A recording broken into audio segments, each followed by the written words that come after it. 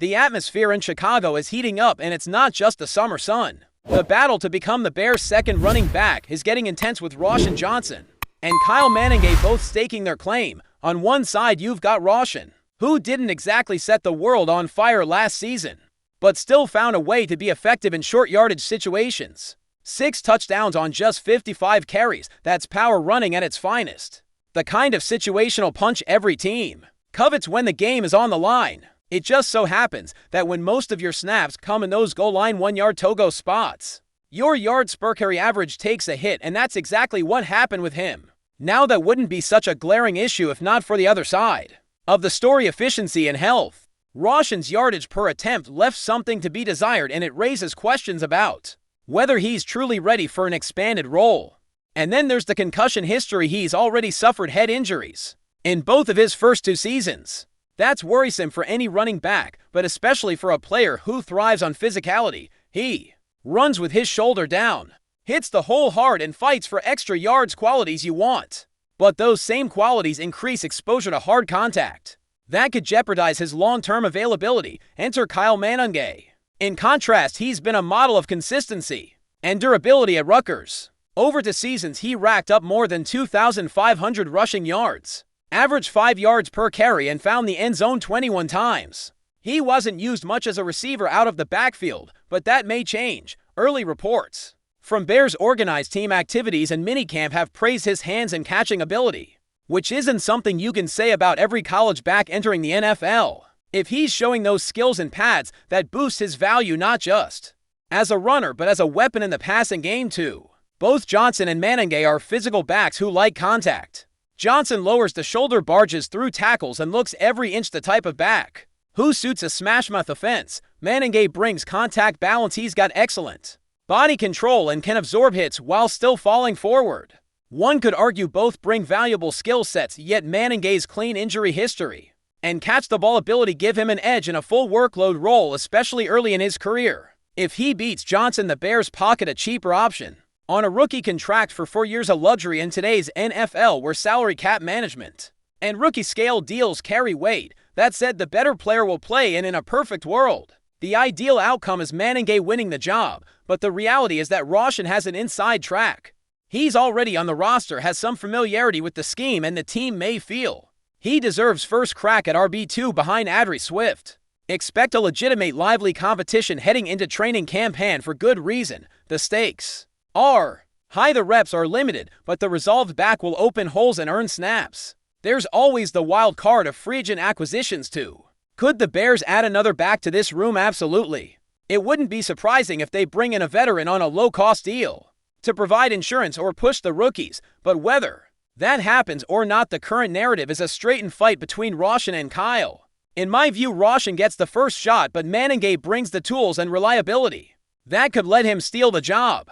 So who's it gonna be, as RB to Johnson or Manningham? Honestly, I'm leaning toward Roshan, only because he's got the jump on his teammate in terms of familiarity and perhaps even coaching momentum, but I'm rooting for Manningham, not because I'm against Roshan, but because the upside is huge. If Manningham takes the job, you've got a cheap 4-year investment with explosion and flexibility. It reminds me of the left tackle competition a couple years back. Sure, Braxton Jones was serviceable, but if you found someone like Trapello who showed long-term upside on a rookie contract, you go that route. That kind of asset management is just smart football.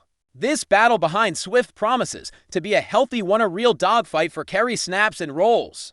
Devouring short yardage, catching passes, grinding between the tackles, each has something to offer. As fans, will watch how they practice, how they perform in preseason, and how the coaches assign reps. It's early, but it feels like varsity versus varsity in there, and whichever back walks out at the top might be the key to unlocking a closer, more physical Bears offense this fall. Now, who do you prefer? Type RJ for Roshan Johnson or KM for Kyle Manningham. Personally, I'm high on Roshan's power, but loving the bounce, balance, and catching floor of Manningham. It's gonna be fun to watch this unfold. Who earns the job, who flashes early, and who takes that next step into a true workhorse role. The offseason chatter around the Bears doesn't stop at the running back battle. Another major conversation revolves around potential trades and the strategic decisions facing the front office as the team heads into a pivotal year. One hot topic: whether trading for Trey Hendrickson makes sense. Let's just say if the cost is a third-round pick and you give him a 3-year, $100 million extension, yeah, I'm all in. Why? Simple. Production. Hendrickson's racked up 35 sacks over the last 2 seasons. He's not 33 or over the hill, he's only 30, which in edge rusher years is still prime. You're not betting on hope, you're buying results, and in today's NFL where pass rush is king, that kind of move could change the complexion of your defense overnight. Now I get the counter argument. There's a cheaper route, especially if you're thinking long-term, like drafting a guy like Shamar Stewart. He's still on his rookie deal, and if you can get him with that same third-rounder 3 months after he was selected in the first, it's value on paper, but that's the key, on paper. Because honestly, I didn't even have Stewart as a real first-round talent. He's raw, not very polished, and while the potential is there, it's not guaranteed. And in a year where the Bears are looking to finally turn the corner, gambling on potential over proven production feels risky. That's why I lean Hendrickson. The price is fair and the reward is immediate. Speaking of veterans and value, the question of whether Keenan Allen returns has surfaced again. Look, the only scenario where that happens is if there's a major injury to one of your top guys, either Rome or DJ Moore, or if nobody steps up to claim the third receiver spot. Zacchaeus is solid, but he's more of a WR4 than a reliable WR3. Luther Burden has upside, but if the missed reps in OTAS or questions around maturity become an issue, the coaching staff may want someone who can step in and deliver immediately. In that case, Keenan becomes a possible short-term solution. He's familiar, Caleb trusts him, and on a veteran minimum deal you could do a lot worse. But let's be real, it's not likely. He's not coming back unless the circumstances force it. As for rookies with boom or bust potential, you've got a few to keep your eye on. Akamar Turner definitely fits the mold. The guy has physical traits that scream star, but he's still figuring out how to actually play defensive tackle at the pro level. He's raw, and sometimes those guys never quite get there. Then you look at someone like Kyle Manningham, again 7th-round pick, low expectations, but a wide range of possible outcomes. He could be a fringe starter in the right backfield pairing, or he might never stick in the league. Same goes for a guy like Luther Burden. He's got all the tools, but the intangibles, that's what the staff is trying to figure out. Can he lock and learn the playbook and execute consistently? If yes, the ceiling is high. If not, he could fade quickly. And let's not forget about DeMarcus Walker. His release raised eyebrows, especially because he still hasn't signed anywhere. That tells you something. It was probably a scheme fit issue more than anything. If Dennis Allen didn't see him as a prototype fit, cutting him made sense financially. But now if he's available at the veteran minimum and you can bring him back, why not? The guy can play multiple spots, is a respected locker room presence. And if the choice is between him and someone like Dominique Robinson, I'd take Walker. Nothing against Robinson, but if you're trying to win right now, you want the proven vet. He knows what it takes, brings versatility, and he's the kind of guy who gets everyone fired up before games. You can't put a price on that kind of leadership. Looking ahead to training camp and the preseason, there are a ton of players I'm excited to see hit the field. Obviously, rookies always generate buzz. Everyone wants to see what Caleb Williams can do, assuming he gets snaps. With Ben Johnson as OC, it's hard to say what his philosophy will be with preseason reps. But beyond Caleb, guys like Tyson Bagent, Kyle Manningham, and Austin Booker are names to circle. Booker had a great preseason last year. The question now is, can he carry that momentum forward and make a legitimate push for more snaps? Then you've got position battles like the one at cornerback between Tyreek Stevenson and Terrell Smith. That one could go either way. Both guys have flashed at times, and whoever emerges will play a critical role in solidifying that secondary. On the offensive line, depth is a concern. The starters are more or less set, but who's backing them up? Interior depth in particular is a question mark. You've got rookies like Luke Newman, latter-round flyers like Bill Murray, who flashed a bit before injury, and guys like Ryan Bates, whose health is still a bit uncertain.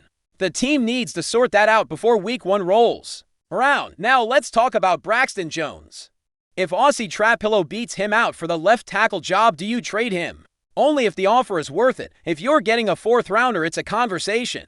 Anything less and it might not make sense. Remember, Jones has starting experience. He's a high character guy, and in a worst case scenario, he becomes a quality swing tackle. Those are not easy to find. You also have to feel good about the depth behind Trapillo. If you don't believe in Kieran Amagaji or another backup, trading Braxton becomes risky. So unless you're blown away by an offer or super confident in your alternatives, you probably keep him and let the competition play out naturally. Let's not forget about the kicker situation either. Cairo Santos has been rock solid in terms of accuracy, but his range is limited. Anything beyond 55 yards and you start to worry about whether he even has the leg to get it. That's where Jonathan Kim enters the picture. He's got a cannon for a leg. If you're looking for a guy who can try 6-yarders in the wind at Soldier Field, he's your man.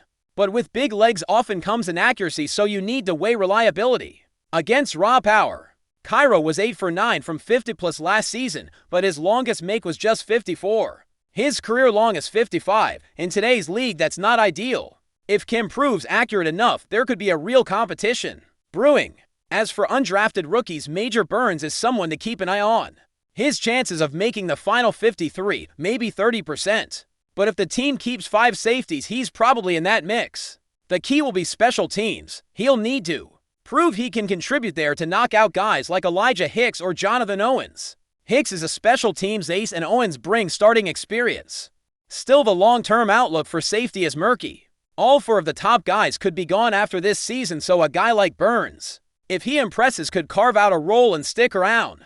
The bottom line, this roster has a lot of moving parts, and with camp just around the corner, nothing is set in stone. From running back battles to rookie flashes to veteran wild cards, this team has decisions to make. And those decisions will shape not just this season, but the trajectory of the franchise moving forward.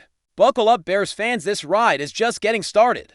Before we continue, don't forget to subscribe to our channel and give this video a like. Your support helps us keep bringing you the latest updates on our Chicago Bears, and don't be shy, drop your thoughts on the news in the comments below. There's a growing buzz in the NFL circles that the Chicago Bears might be eyeing a major move to revamp their offense, and all signs are pointing toward James Cook. Known for his explosive plays and dynamic versatility, Cook has caught the attention of many teams, but recent whispers suggest the Bears could be positioning themselves to secure his talent in the upcoming offseason.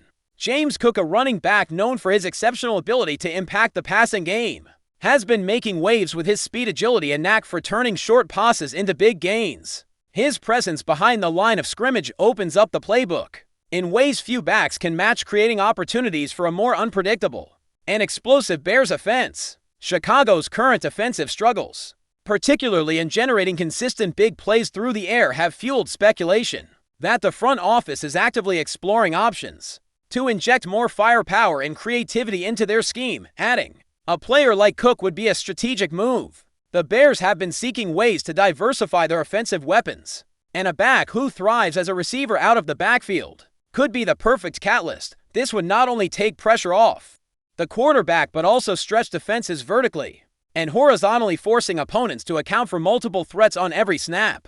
Sources close to the Bears organization hint that Cook's skill set aligns well with the team's vision for a more dynamic and aggressive offensive approach. While nothing is official yet, the chatter around league insiders indicates that the Bears are seriously considering making a splash in free agency, or even exploring trade possibilities to bring Cook on board. The team's offensive coordinator is reportedly excited about the potential to build plays around a versatile running back who can line up in various positions and create mismatches in coverage. This could be the missing piece for a Bears offense hungry to climb out of the doldrums and challenge the league's elite defenses. Of course, landing James Cook would not be without challenges. The competition for his signature is fierce, with several teams aware of his unique talents and eager to add him to their rosters. The Bears would need to offer a compelling package both financially and in terms of opportunity, promising Cook a role that maximizes his strengths and elevates his impact on the field. But if Chicago can pull it off, the payoff could be enormous, transforming